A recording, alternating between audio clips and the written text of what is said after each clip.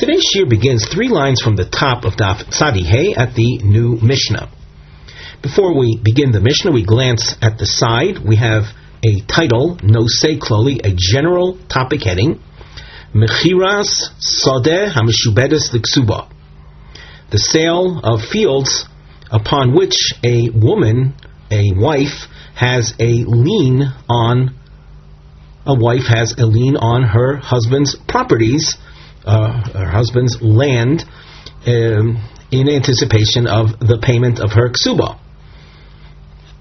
If that land is sold, so technically speaking, the woman, being that her marriage predates the husband's sale of those lands, the woman would have a right to, if necessary, seek collection of her ksuba if her husband, let's say, dies, leaving no what's called b'nei chorin, properties in his own possession. She could seek out compensation, payment, or collect the land from those purchasers. We'll be dealing with a situation where a woman, by confirming her husband's sale of the lands, by her, let's say, signing on the contract,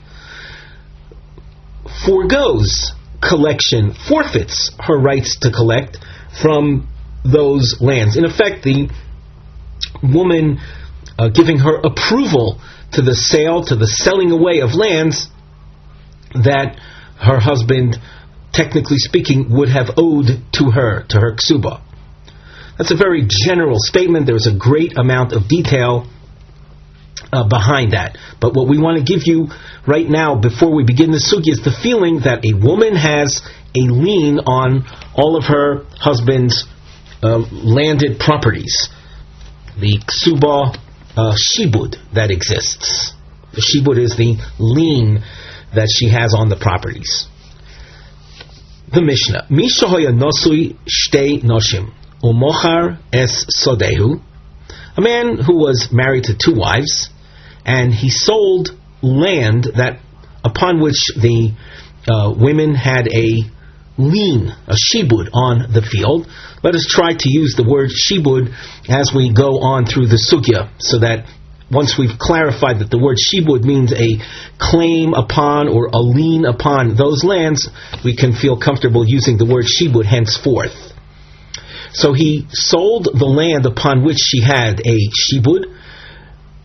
The kosfa rishona lalokeach, and the woman who married first. Rishona means the first woman, means the woman that had an earlier marriage date, an earlier ksuba, and she writes a disclaimer to the purchaser.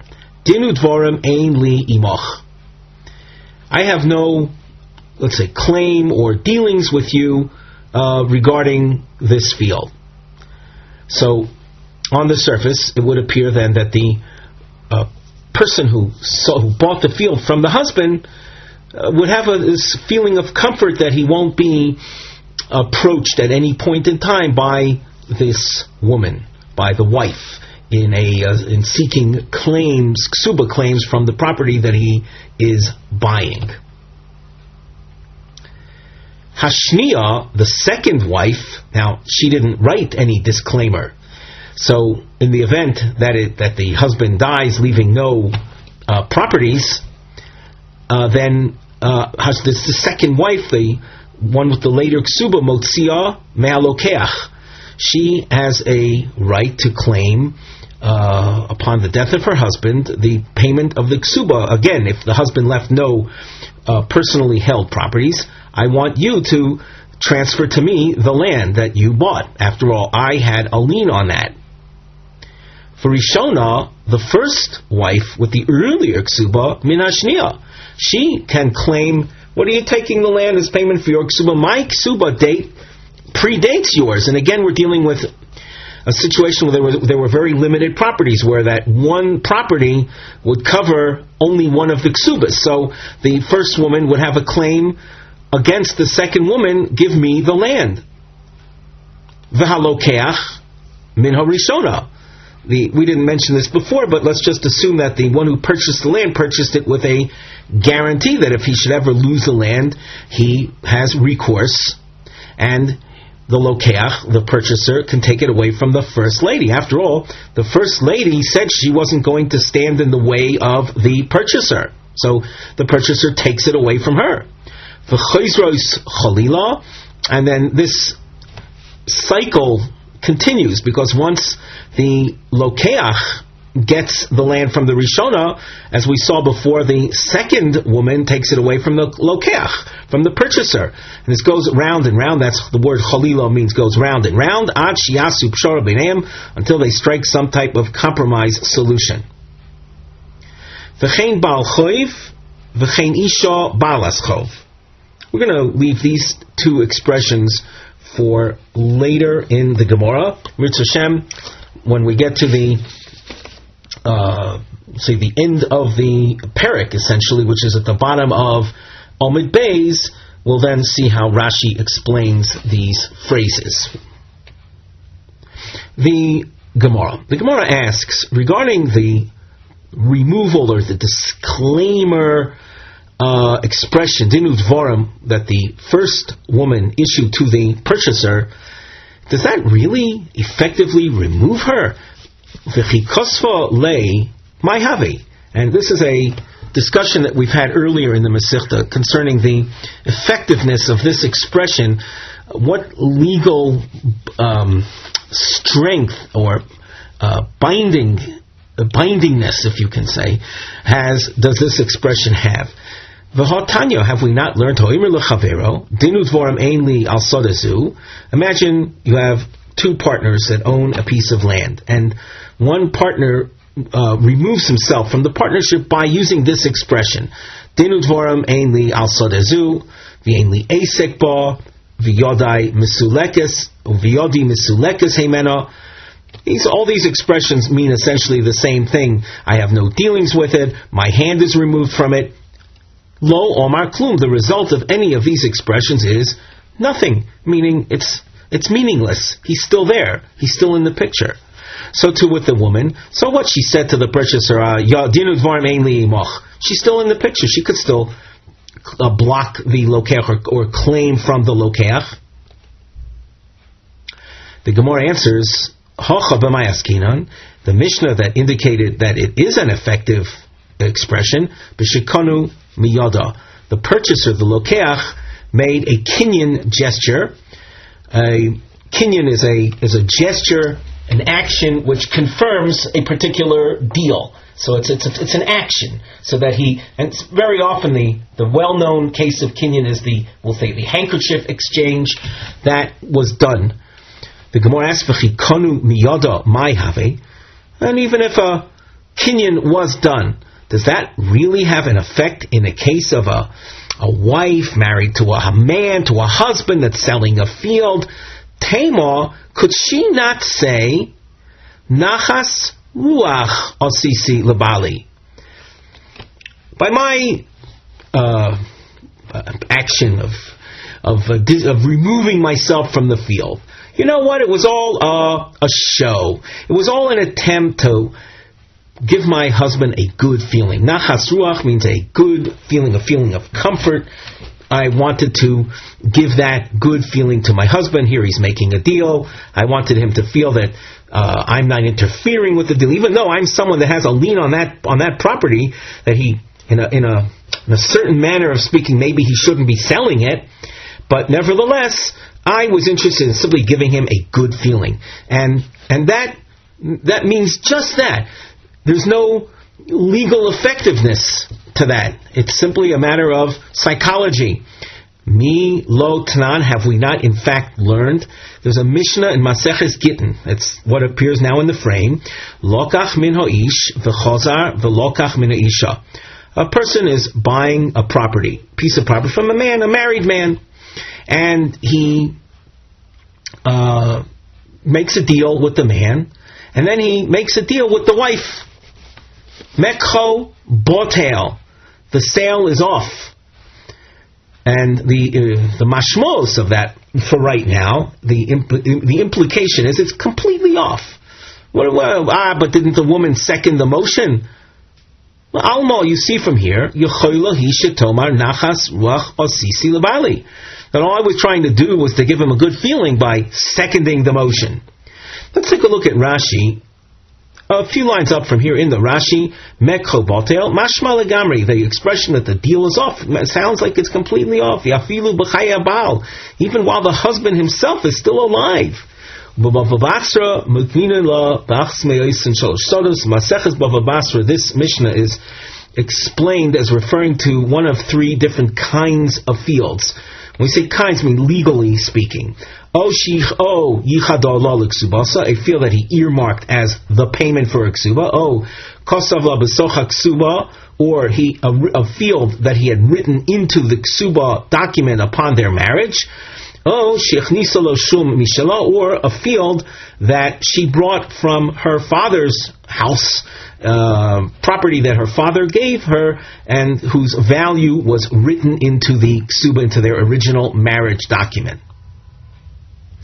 So, the details aside, what do we see here? We see that this concept of this behavior of a woman seconding a motion of sale of her husband is really not is of no legal meaning.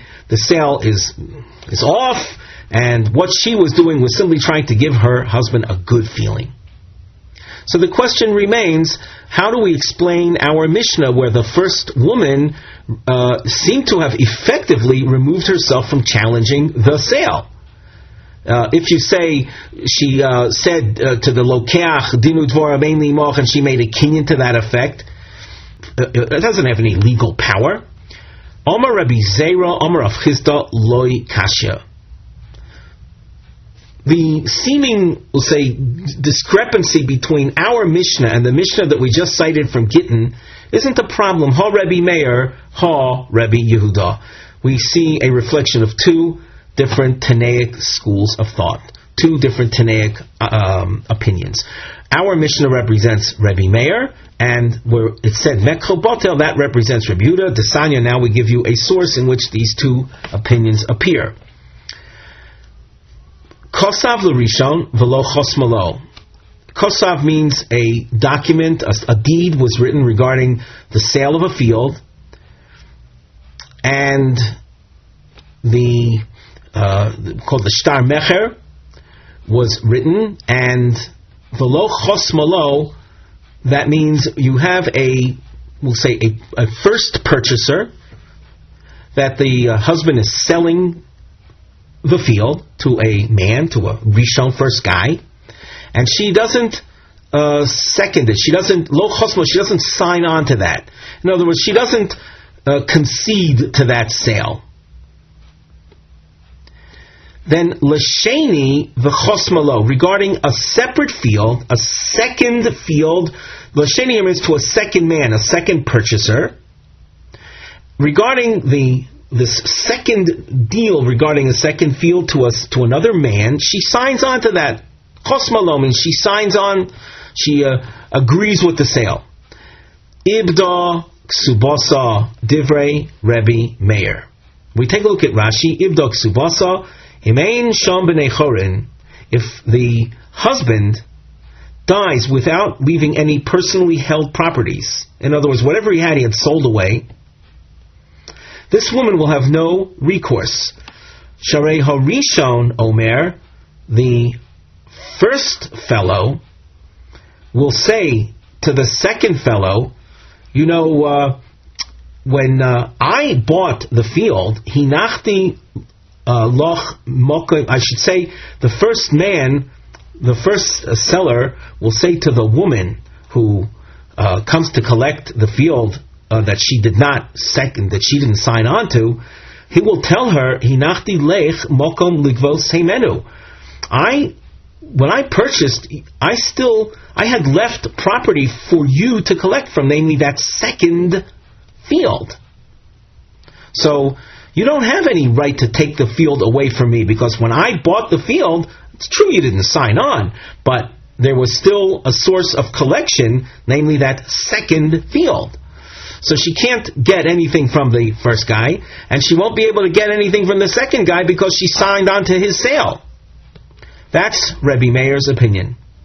And you can see that Rebbe Meir is taking very seriously the woman's removal, her disclaimer. Rebbe Yehuda Oimer, Yecholi shetoimer nachas ruach hasisi lebali. Atem malechem olai.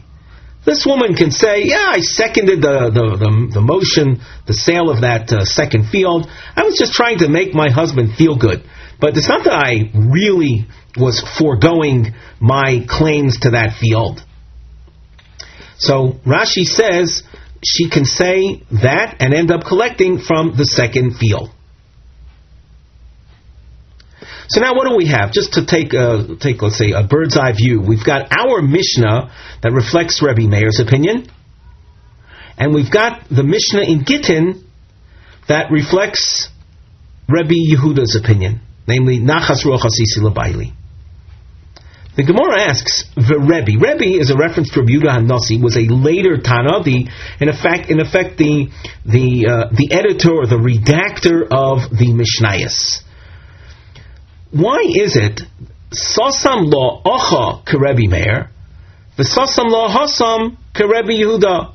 How is it that he indicated, the term Sasam means the recording of a Mishnah without a name attached to it, and generally speaking, a nameless Mishnah represents something of a significant authority.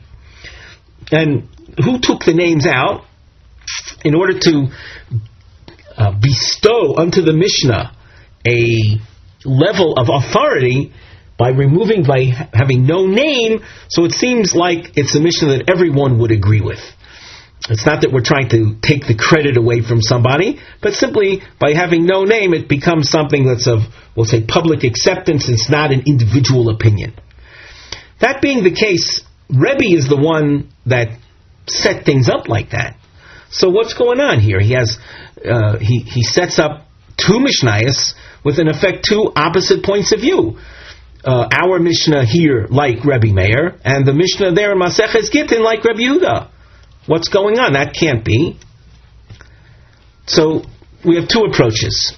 Number one, Omar Rav Papa, our Mishnah, which says that her removal is binding and that the claim of Nachas Ruach Hasisi L'Baili is not something she's going to be saying, that I was just trying to make him feel good, is Begrusha for Divrei HaKol. Our Mishnah is talking about a woman who was divorced.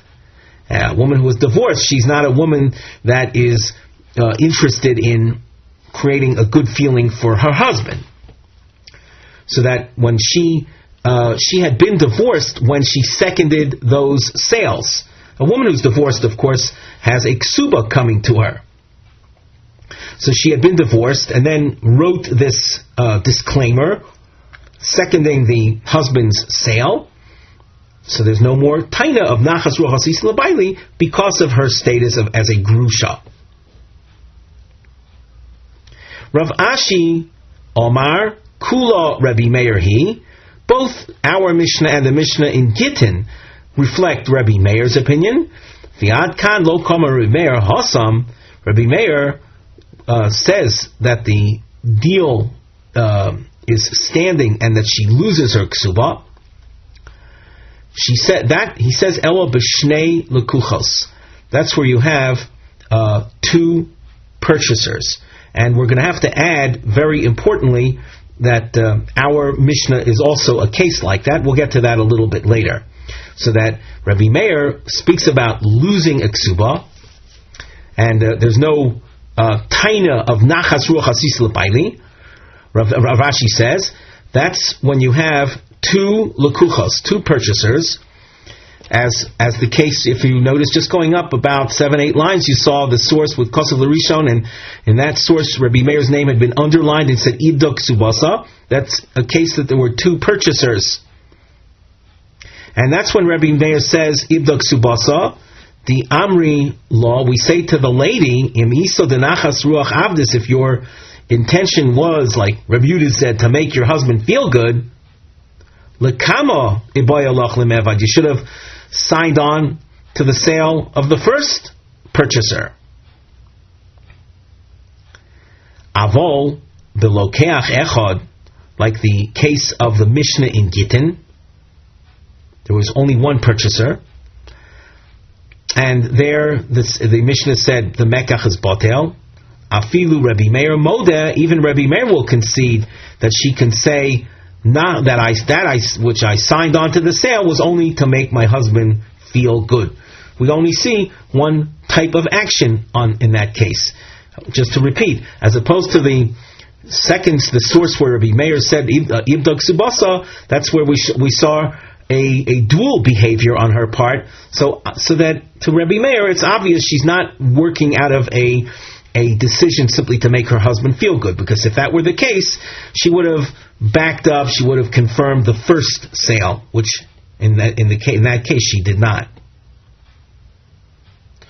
Now, in our Mishnah, we saw that the woman's removal is binding, and it's not just lip service of nachas ruach asisi l'bayli. Umasnisen, our Mishnah, where we see that the sale to the first one is a binding sale, the kosav lei le'acher. And here Rashi adds, a few lines down, we have a little star to help you find it more easily in the Rashi, that the kosav habal li'acher kodim lozeh. The husband had actually sold the field to someone else before the purchaser that appears in the Mishnah. So there's a little prehistory to the Mishnah. And that first sale, she did not sign on to. V'lo chosmalo, v'lo zeh chosma. And this one she did sign on to. And that, we saw, Rashi said that when you have the woman behaving in a dual fashion, we say she's not working with the attempt to create nachas ruach, but she is serious. And that's why the disclaimer, her removal is binding. Before we continue in the Gemara, we glance at the side. We have a topic heading which reads the nosei afalpi de'ein nifroin ben yishubodim b'mokum sheish b'nei choren. Even though we do not activate the lien that people have on others' property when the original debtor has his own properties from which to collect. Mahadin im ishtaduf hani b'nei choren. What happens if the fields that the original debtor has go bad? Ishtaduf, from word shidafon, means they go bad, so that someone who has a debt to collect, the only decent properties are those that he has since sold. The original, the properties that he still is holding on to, though, have gone bad. What is the din? Tanan Hossam. The Mishnah says in Masechus Gittin, Ein nifroin min nechosim meshubadim b'mokum sheyesh nechosim b'nei chorin v'afilu hein ziburis. If you have someone, let us say, lent money to a borrower, the lender wants to collect his debt. The lender is not allowed to collect from properties that he may have a lien on. Those are properties that the borrower had sold after he had taken the loan. So the lender cannot seek those as a source of collection as long as the borrower has his own properties that it hasn't sold, that he's currently in possession of. Those are called nechosim b'nei choren. Va'afilein ziburis means even if they are of the lowest quality of properties in a tri-level property grading. We have Edis, top quality, Beinonus, middle quality, Ziburis, lowest quality. And we say that a lender has a right to collect from the Beinonus properties. However, if the choice that he has is collecting from properties that are currently held by the man that borrowed from him, and they happen to be poorest quality properties, or seeking payment from the shibudim, from the properties currently in the hand of purchasers, he is not to go bother the purchasers because the original borrower still has properties, even if they happen to be ziburis quality properties. That's background. Ibayalaho, and now the question that we introduced in our introduction. Ishtadiv b'nei chori, let us say that the b'nei chorin properties that the debtor is holding on to, currently holds, have gone bad. Mahu the litrof mi b'shabdi. Does that give a right to the creditor to go collect from the purchasers, to, let's say, exercise his lien? The Gemara tries to answer this with a source. Toshma, our Mishnah, Kosav l'rishon v'lo chosmo lo. I should say more accurately, this is the quote from the source in Maseches Bava Kama. We saw this quote earlier, but from that case where a husband had sold property to a first purchaser and she didn't sign on. L'sheni v'chosmolo. He then sold another piece of property to a second purchaser and she signed on to that. Ibda Kesubos divrei Rebbe Meir. This woman has no recourse. She loses out on getting her ksuba.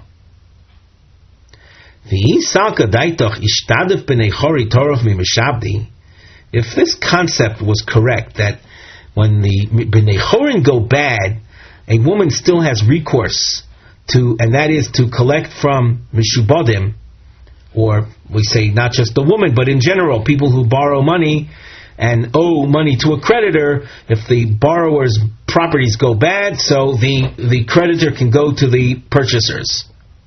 If this idea is correct, this idea would apply to, you would think it applies to the woman as well. Granted, she loses a right to collect from the second guy. Now here we're making a parallel. That's like Ishtadof Nichsi. She signed off on that particular sale. We saw in the source 2 lines ago, Lasheni v'chosmalo. So in our minds, it's like it went bad for her. She can't collect from that. It's not there anymore for her. It's like it went bad. It went like Ishtaduf. So granted, she loses the ksuba from the second guy. May rishon miha tigvi, let her collect from the first purchaser. And yet the source said, Ibdok subasa, Rebbe Meir says it's a total loss.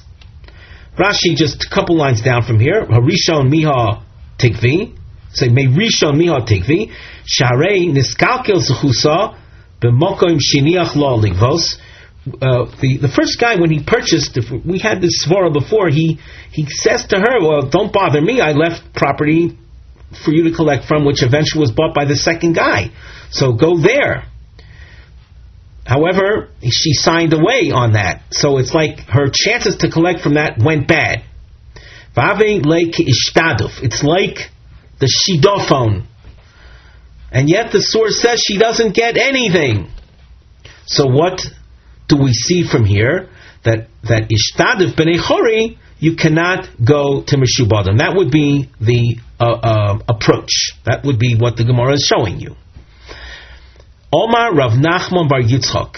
Rav Nachman doesn't accept that, and he says, my ibda, the source said ibda ksubasa, ibda means ibda misheni. She loses from the second guy, but she can collect from the first fellow. And just like she can collect from the first fellow, so too in the case of ishtadiv b'nei chori, a person would be allowed to collect his debt from the mishubadim. Omar Rava. Rava objects to Rav Nachman's approach. But here, structurally, we have to take note very carefully. We have, first of all, Rava makes a comment. It's a long comment. And Rashi himself points out that on the third to last narrow line, you'll notice Rashi says, V'kula Rava komar la. This entire section is something that Rava is saying, even though, and I should point out, by the way, that what we're doing is presenting Rashi's approach to the Gemara. Tosfos has a different approach to it. Tosfos at the bottom Tosfos of the page, but we're not going to add additional commentary simply to keep things simple. So Rava, as we see, he objects. Now, what exactly he objects to, that we're going to have to clarify later. But he certainly objects to Rav Nachman bar Yitzchak's we'll say, method of reasoning. What Rav Nachman Bar Yitzchak did is that when the source that was quoted twice on this page, most recently 5-6 lines up, the last Tashma, Rav Nachman Bar Yitzchak took the word ibda ksubasa to mean she loses from the second, but she still has recourse, and therefore concluding from that source, first of all, she doesn't lose out completely, and second of all, that from that source we can learn the din of ishtaduf b'nei chorin. So is that source where she had signed away her rights with regard to the second purchaser, is that really like ishtaduf b'nei chorin? Omar Rava, shtei tshuvos badavar. So Rava says, I have two objections to the approach taken by Rav Nachman Yitzchak. Chada, one objection is the ibda legamri mashma. When the source says she loses, the ksuba means she loses, it sounds, it means she loses completely. So that on that level, if you're going to say from that source, you're going to conclude that ishtadif b'nei chori, you still have a claim from mishubadim, like Rav Nachman Yitzchak wanted to say. I don't see that at all, because in the source of ibdo ksubasa, it would mean to me she loses completely without any recourse. V'oid Tanya, and furthermore, I'm going to show you that she doesn't collect from the first guy, contrary to Rav Nachman Yitzchak. The source says, Lova min ha'echad. A man borrowed money from a malveh, from a lender. Umochar nechosav. Umochar is the love, sold his properties, l'shnayim, to two people. V'kosav balchov lelokeach sheni, and the malveh, he writes to the second purchaser, Dinu dvorim ein li moch. I relinquish any claims to challenge your purchase. In other words, I'm removed from your purchase. Ein lo al halokeach rishon klum. That malveh cannot then go and try to recoup or recover his loan from the first purchaser. The first purchaser can say, Hinachti l'chol mokim ligvos heimenu. What are you bothering me for? When I purchased, I was the first purchaser, I had an earlier date. When I purchased the parcel of land, I did so leaving you with a source of collection, namely that second parcel of land that was sold subsequent to my purchase.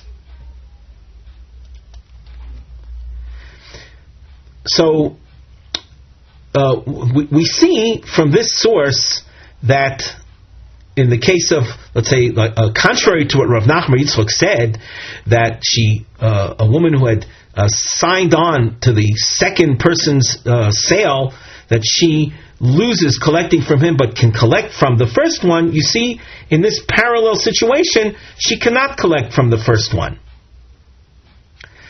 So far, this is all Rava speaking, showing that Rav Nachman Yitzchak's method of concluding what he concluded is not accurate. And now Rashi, and there's where Rashi departs from Tosfos. According to Rashi, here Rava continues speaking. And furthermore, Hasam ihu de'afsid nafshe biodayim. That is a case where a person brought the loss onto himself, so that you can't compare or draw conclusions from a case like that to a case of ishtadif nichsi. Let's read that again. Hasam ihu de'afsid nafshi b'yadayim. There, the lender had brought upon himself the loss by signing away his rights to the second guy, signing away his rights to collect from the second guy, just like the woman who signed away her rights by signing on to the sale to the second purchaser. And all of that is not similar to the case of Ishtadif Nichsi. So that, now, my understanding of this Gemara is that though Rav Nachman bar Yitzchak, practically speaking, wanted to say that in the case of Ishtadif Nichsi, the person still has recourse, and Rava, in effect, seems to be saying the same thing.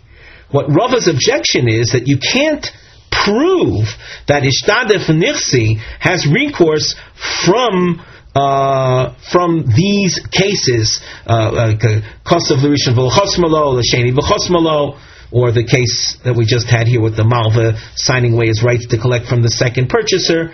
They're simply lacking in parallel. So that it seems to me that even though, as far as practical halacha is concerned, there might be agreement between Rav Nachman bar Yitzchak and Rava, and again we're following Rashi's approach, nevertheless, Rava doesn't like the way Rav Nachman bar Yitzchak reached his conclusion. Let's continue in the Gemara. Omar le Rav Yemar le Ravashi. Continuing at the top of Omid Beis, for Ha'maisim b'chol yom, Tahu Gavra de Mishkein le Pardisa leChavrei le'eser shonin v'kosh le'chomei shonin. Before we go into the translation of this, I just want to clarify one point. At the end of Omid Aleph, after hearing Rava's objection to Rav Nachman bar Yitzchak, Rava left us with the feeling that, as far as Ishtaduf is concerned, I don't see an answer. I don't see a clear way of dealing with it. As far as the approach Rav Nachman bar Yitzchak took, that, in the case of Ishtadif Nichsi, you certainly can go to the Bnei Chorin, the sources that he quoted don't lead me to that conclusion. The sources that he quoted indicate, first of all, the Ibda concept means total no recourse. And furthermore, the case that Rav Nachman bar Yitzchak was citing, in which I would come to the conclusion of total loss, that's because they brought the loss unto themselves. But in the case of Ishtadif Nichsi, I don't know. I can't say for sure. That's the feeling that Rava leaves you with at the end of the Omid. Then Rav Yemar says to Rav Ashi, why is the issue unclear? And that's where our Gemara picks up at the top here of Omid Beis, where he says, we find that we enable people who have a shibud and their source of collection went bad, they can then go to the Lekuchos. And now we have to explain the case. The Gemara had said the Maisa B'chol Yom means it's an everyday happening that people, Dahu Gavra, a person borrowed money, the Mishkein le Pardesa leChavrei, and he set up as a source of collection a vineyard to the Malveh, Lieser Shonin, for 10 years, and during the 10 years, the Malveh will consume the produce of that field, of that vineyard, and that will constitute his payback. But what happened? The vineyard, koshli means it aged. Say it dried out. So there was no more source of collection for the malveh, for the lender. The osel kamayu de rabbanon, and these kind of cases come to the rabbis. The kosfu lay tirpa. Now we didn't emphasize enough that the kosh, the chomei shonim, that after 5 years it aged, that's like ishtaduf. The field went bad. His source of collection went bad. And what do we find? We find that the rabbis write a tirpa. Tirpa, we've seen this a few times in the past. This is a court document enabling a lender, a person that has a claim, to collect from purchasers. So what Rav Yemar is asking Rav Ashi, why would Rava have any doubts about the issue of Ishtadif Nichsi, how to conduct oneself? Here you have a very common case, and you see that in the case of Ishtadif, we do give the creditor a means of compensation. We provide him with recourse to go seize upon the properties that were purchased, the shibudim. So Rav Ashi says, no, what you're citing as a daily type occurrence, a case that's frequently dealt with, Hasam Nami, that case too is not parallel to our question of Ishtadif. Inu hu de'afsidu nafshayu.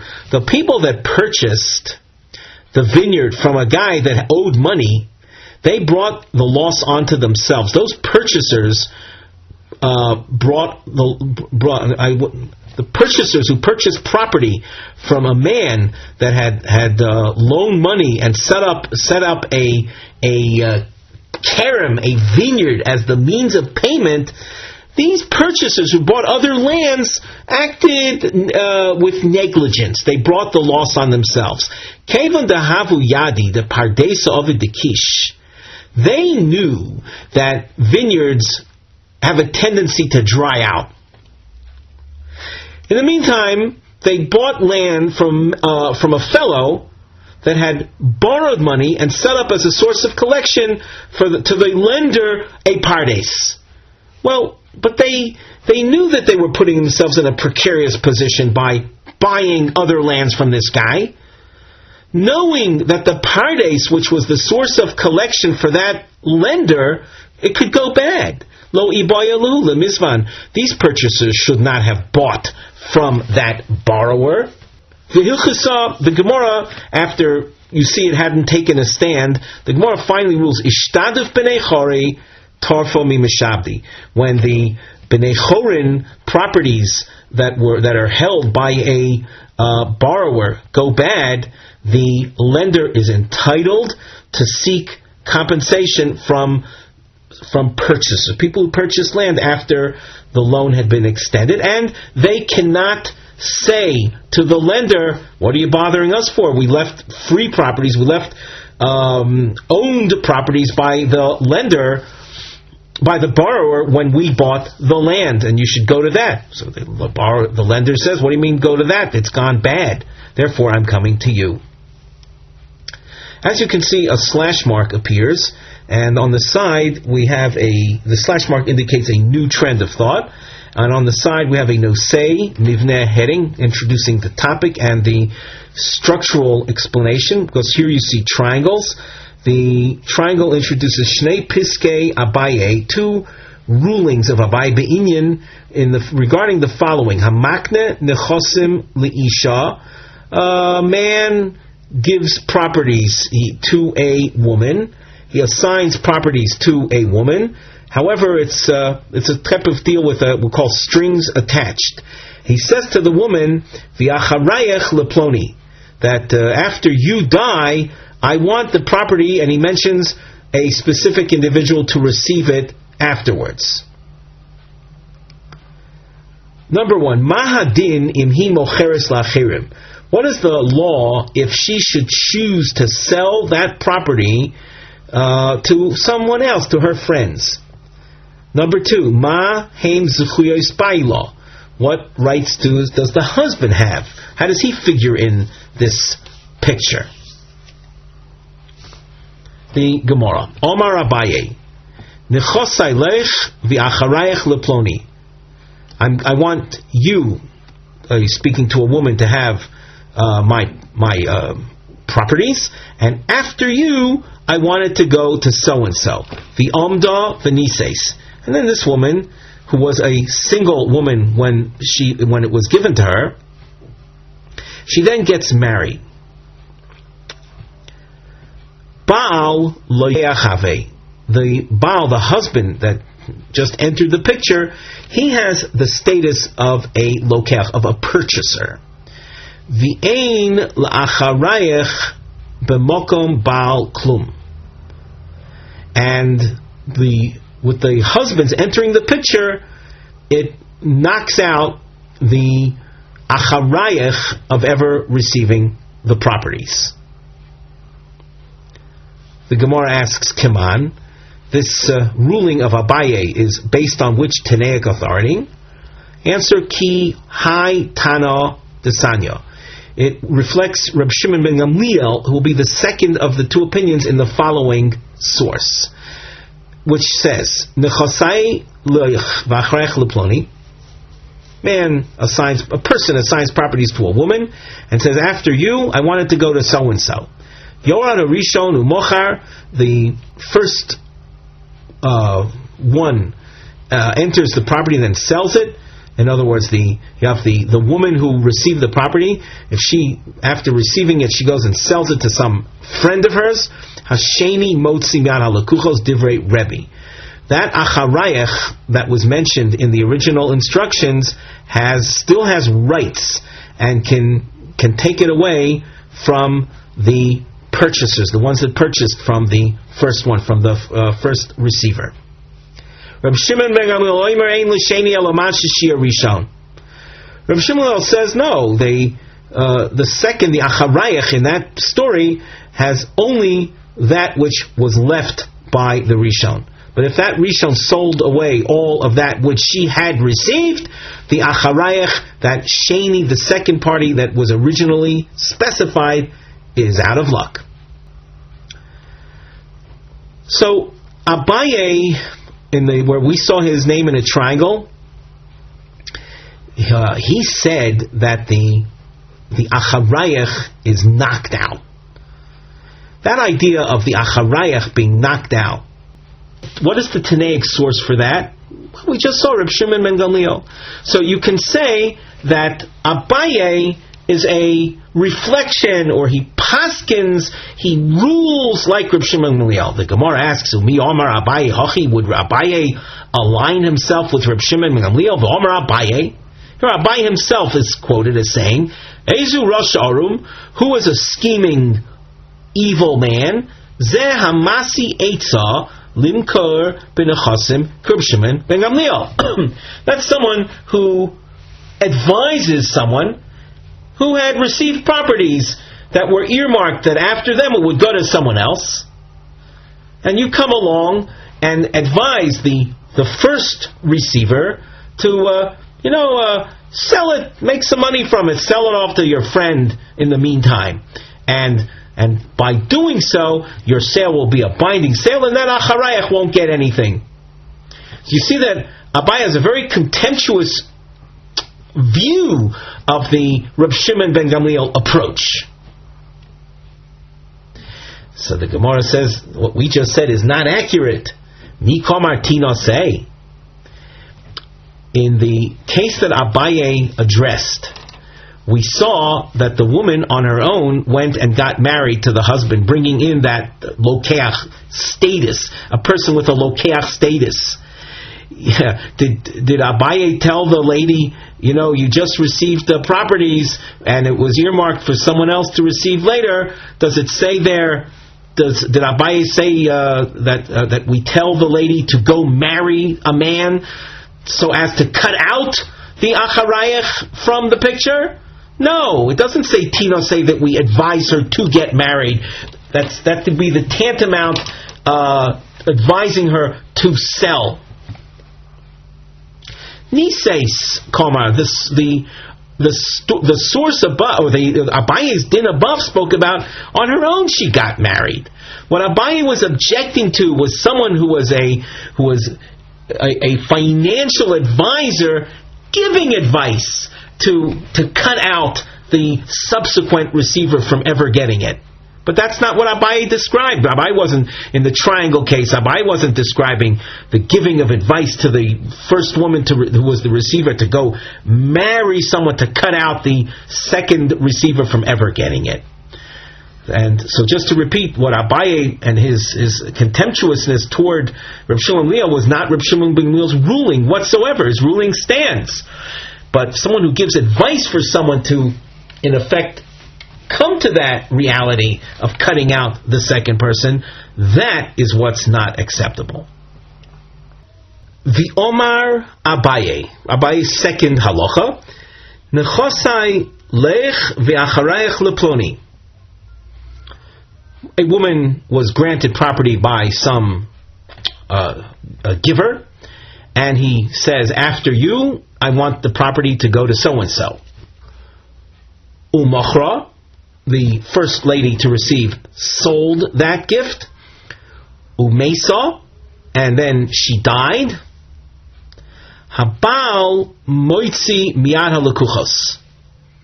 The husband of that woman to have received the property takes away from the people that purchased from her.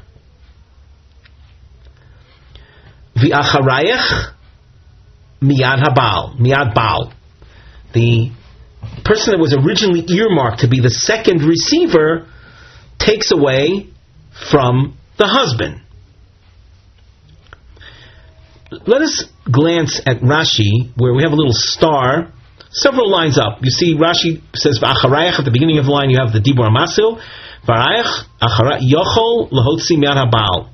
That second party can take away from the husband. The Chiyomar Abaye originally had said, Ein acharayach b'mokum abal klum. That was shenosan lo kishi pnuya v'nises. That's when the woman received the property as a single girl and then got married. Avol bi'omer l'nesua. But if you're giving property to a woman who is currently married and you tell her, that married woman, v'acharayach leploni, after you I wanted to go to so-and-so, hochi karmala. What the giver is saying is, acharayach likni ba'alo likni. I want that subsequent person to receive it and not your husband. So therefore, the Gemara is saying, Abai himself is saying, here in the Gemara, v'acharayach can take it away from the Baal, v'loikeach miyad acharayach, and the purchaser, who originally purchased from the woman, can take it away from the acharayach, and this is based on Reb Shimon ben Gamliel's ruling that the first one's sale is a solid sale. Reb Shimon ben Gamliel had said above, Ein l'sheni elamash shiur rishon, umukminon lekulhu biyada de lokeach. And after this, this succession of removals, of extracting the property or extricating the property from the respective individuals, we end up leaving it in the hands of that purchaser, the one who purchased from the first woman. The Gemara asks, "My shno mehadisnan."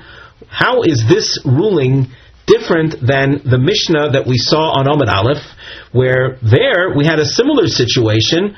And there the ruling was v'chayzrois chalila ad shiyasu pshara beinehem.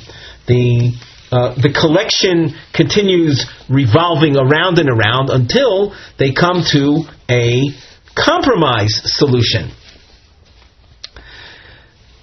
So the Gemara says there's a difference between Abaye's case and the case of the Mishnah, where a woman had removed herself from dealing with one of the purchasers without going over the whole case again.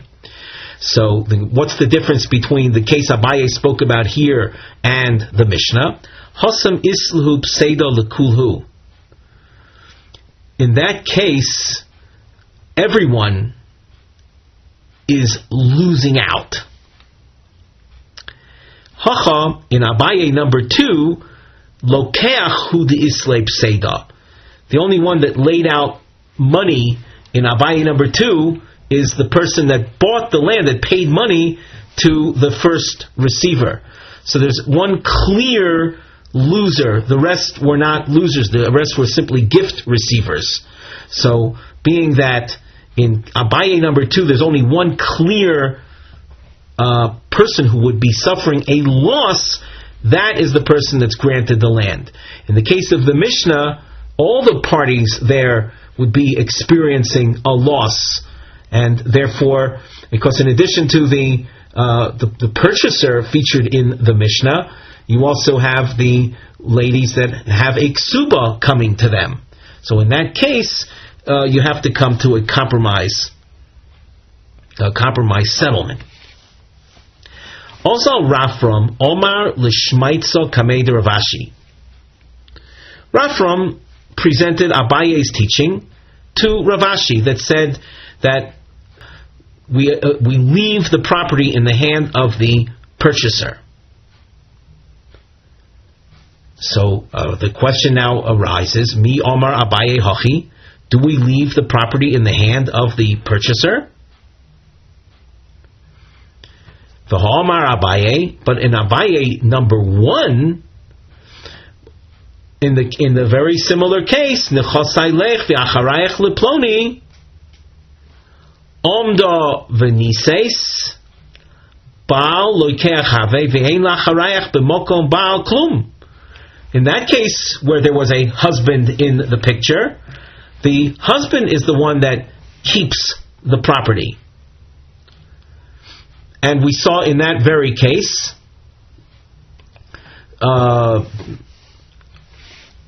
that as opposed to this case, as opposed to case Abaye number 2, where Abaye said that the lokeach gets it at the expense of the Baal, whereas the Baal doesn't keep it.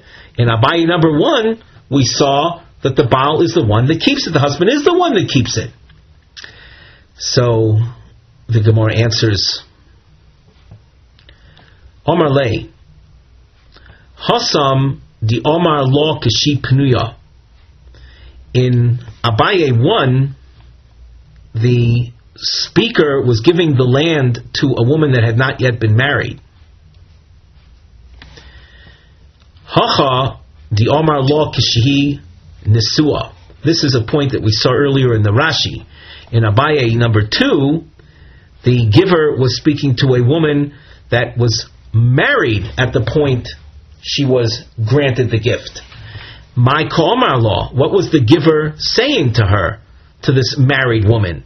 He was saying, Acharayach likni, ba'alo likni. I want that subsequent person to get it after you, not your husband. And a person has a right to direct his property wherever he wants when he's saying something that's clear. In the first case, in Abaye number 1, the giver was not excluding the husband. There was no husband on the scene to begin with. So, in effect, there's a certain, because it seems there's a certain level of consistency. In Abaye number 1, after Abaye there described the Baal as a lokeach, the Baal was the one to end up with the property. In Abaye number 2, we saw that the lokeach in that story was the one to hold on. There, it wasn't the husband, as we just explained, but the common point between Abaye 1 and Abaye 2 is that it's the lokeach, the one who has the lokeach status, or the actual lokeach, is the one to get the property. And now we have the closing phrase of the Mishnah, which when we learned the Mishnah, we said we'll leave it to this point in the Gemara, and we'll see the Rashi to explain. V'chein Baal Chov, the Gemara continues, Tana v'chein Baal Chov u'shnei lekuchos, v'chein Isha Baalas Chov u'shnei lekuchos. Even though the Brisa, generally speaking, is an elaboration and a clarification of the Mishnah, here the clarification itself needs clarification, and we'll accomplish that by looking at the Rashi. So let's together look at Rashi. We're looking at Rashi a few lines up from here. V'chein Baal Chov u'shnei lekuchos. Ruvain noshe b'Shimon mona. Ruvain is trying to collect. He had lent money to Shimon. He's trying to collect a mona, $100 from Shimon. V'lo shtei sodos, and Shimon had 2 fields, u'mochron l'shnayim, and he sold the fields to 2 people, zu b'chamishim v'zu b'chamishim. He sold each field worth only 50. One field was worth 50. V'kosav balchov lokech sheni. Reuven, who was trying to collect the money, he was the lender. He wrote a disclaimer to the second purchaser. Dinu dvarim ein li imoch. Very similar to what we saw in the Mishnah. Balchov notel miyad harishon. Reuven, in collecting his debt, can go to the first purchaser. V'kan ein lomar. Here, the first purchaser cannot tell Reuven, Oh, hinachti mokom shetigva himeno. I left that second purchaser, the subsequent purchaser. That was the source of your collection. So go to him. Why is it that the lokeach rishon cannot say that? Very simply, sharei chovo keneged shtehen. Reuven's debt to be collected is amounts to the value of the two fields. The lokeach rishon motzi miyad hasheni. Well, after the lokeach rishon loses to Reuven, the lokeach rishon then takes from the lokeach sheni. After all, the first guy bought with a guarantee, and since he's the earlier purchaser, any subsequent purchaser is subject to a lien that the first purchaser has on those properties. So the lokeach rishon takes from the sheni, ubal chov chozer motzi af zu min harishon, and the original creditor can take this field too from the rishon. The lokeach sheni mibal chov. The second purchaser takes from the creditor, because that Baal Chov had removed himself from challenging the Lokeach Sheni. V'chayzrin chalila ad shiasu pshara. And this will go around and around until they strike a compromise, just like we saw in the Mishnah. The Mishnah featured a case of a woman and her attempts to collect her ksuba, and similarly, with regard to someone who loaned money, removed himself from any challenges to the second purchaser, as stated. Rashi continues, V'chein isha balas chov shoya lo choiv ksubosa abayla. A woman had a ksuba claim against her husband, umochar shtei sodoisov lishnayim, and the husband had sold two fields to two purchasers. The ain b'shneim el kedei ksubosa, and between the two fields you have the amount of the ksuba. In other words, each field was worth only partial ksuba. The kosfa l'sheni dinu dvarim ein li'imoch, and the woman wrote to the second purchaser, I have no challenge against you. Ha'isha motzia miad lokeach rishon, the woman has a right to collect the field from the first purchaser, u'min hasheni, and the first purchaser collects from the second purchaser, the first purchaser having bought the field with a guarantee, and if he loses out, he has a right to seize upon any properties that were subsequently sold.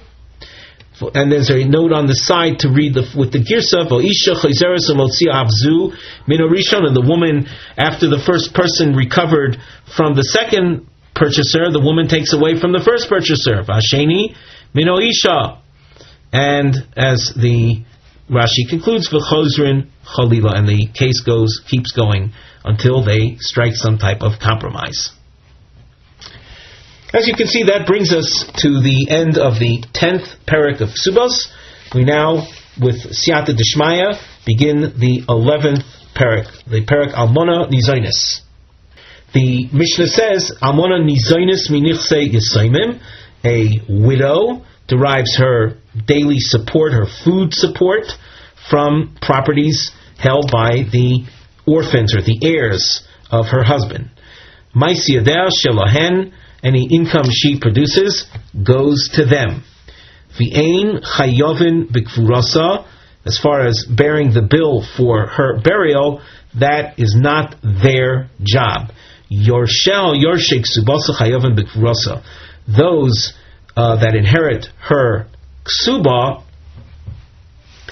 they are the ones that have to tend to her burial.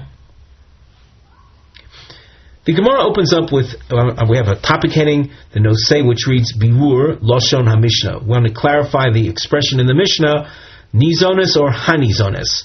Notice the hey making all of the difference. Do you read it like the text appears in our Mishnah, in the printed Gemaras you have it without a hey? Or maybe the more accurate version is with the hey. And you'll ask, what difference does that make? You'll see in the Gemara. Nizonis tanan o hanizones tanan. When you say the word nizones, you're stating a fact that, and the Gemara spells this out. Nizones tanan ukaanshe golil. Do we leave it the word as is without adding a hey to it? And that's the way of the people of Golil. the northern part of Israel. The lo sagi, the lo yavi law. It's not within the power of the Yisayimim to deprive her to call the shots, which would result in her not receiving mizonos. As long as she wants to be in the position of receiving mizonos, they're obligated to provide her with that. Oy dilma, or maybe hani zaynis tanan. The understanding of the Mishnah is the woman, a widow who happens to be receiving mizonos, indicating that it's not something that the widow decides. Rather, uka'anshe Yehuda, as the Gemara goes on to say, the approach is that which would be taken by the people of Yehuda, the southern region of Israel. The ibo lo yavi law, and if they should so desire, they can decide, we don't want you to receive mizonos anymore. But of course, it's not as cruel and callous as that sounds, but rather they say, we want you to take the ksuba payment, which is that original amount that was written into the ksuba document and guaranteed by the husband. Take that amount and leave our premises, meaning and no longer receive any food support from us. So how are we to approach the Mishnah? So the Gemara continues at the top of Daf Tzadivov. Ta Shma. Notice we have a long marking here. Omar Rabbi Zera, Omar Shmuel. Mitzias Almona Liatzma. A found article on the part of a widow. A found article that is that type of thing that one's entitled to keep. A woman finds some strewn, unidentifiable cash in a public thoroughfare. That's something that one is clearly entitled to pick up and not even concern himself with returning it to the one who lost it. That's a mitzia. And Shmuel says the mitzia of an almona is something she's entitled to keep. And Shmuel is an amora. So he issues rulings based on we'll call the Stam Mishnah. We have a Stam Mishnah here, by the way. It's a Stam Mishnah. It's an unnamed Mishnah. So the unnamed Mishnah is going to be of halachic significance.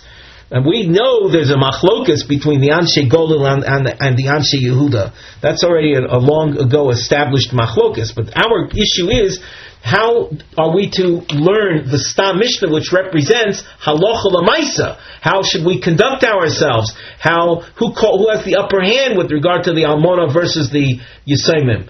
Can they call the shots on her, or does she call the shots on them? So Shmuel tells us that an article found by almona she keeps for herself.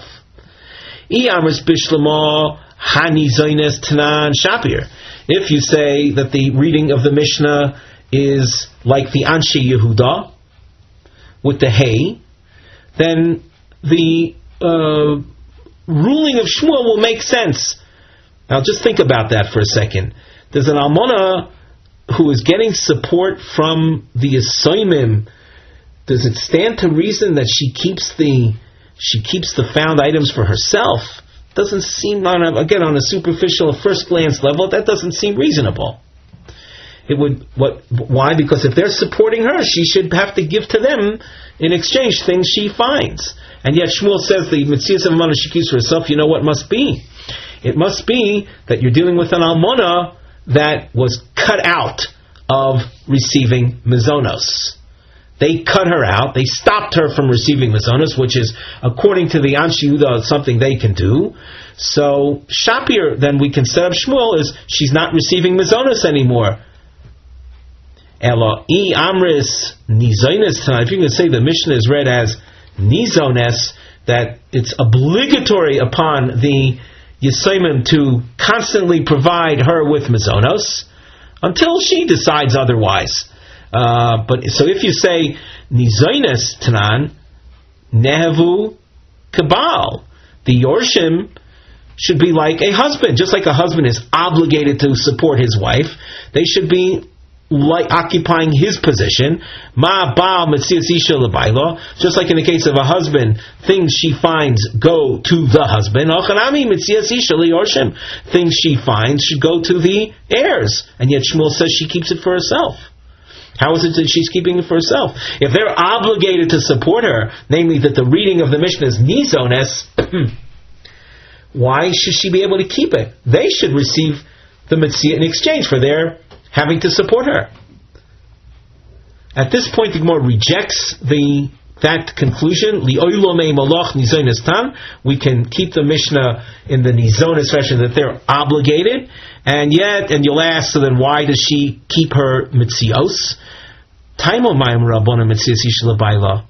Here we look into the depth of the enactment. The Rabbanan did enact that things that a woman finds go to her husband, but why did they make that enactment? So that there should be no feeling of eva, of hate between them. What would that possibly be? Well, if you're a husband and you're supporting your wife, you're constantly giving to her. To be a relationship in a one-way direction will create contention, ill feelings. In order to avoid the ill feelings and contention, we say make it two-way street. That in exchange for his providing her with mazonos, she will provide him with those things she finds, with her mitzios. So in a husband-wife relationship, it's of utmost importance to us, to the Rabbanan, to prevent eva. Hani, when you're dealing with heirs, to have elu eva. Here, if you translate it literally, you can get the wrong impression. Literally, it means let there be ill feelings. I'm not sure that you want to translate it as such, but rather it doesn't bother us. It's not of importance for us to make enactments to prevent eva from developing. In the case of a married woman, it's important for us that even if you have the Mishnah, that is, can be read nizones, and in the case of a woman, why is it that the almona keeps the mitzios? The reason for that is because we haven't made an enactment to prevent eva. When do we make enactments to prevent eva? Husband-wife relationship. But almona, widow, heir relationship, even though they may be obligated in supporting her, that doesn't give them automatic rights to her mitzios. That would be only in an environment where we make enactments to prevent eva.